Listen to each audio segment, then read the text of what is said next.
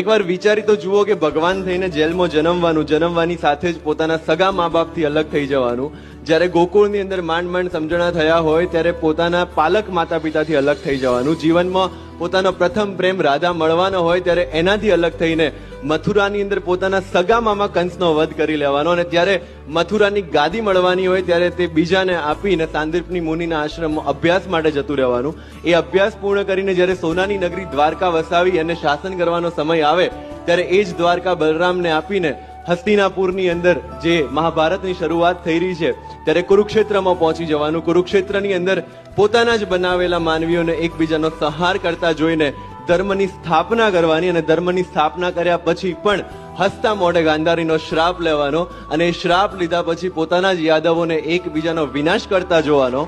અને છેલ્લે પોતે ભગવાન હોવા છતાં પણ એક પારધીના તીરથી સામાન્ય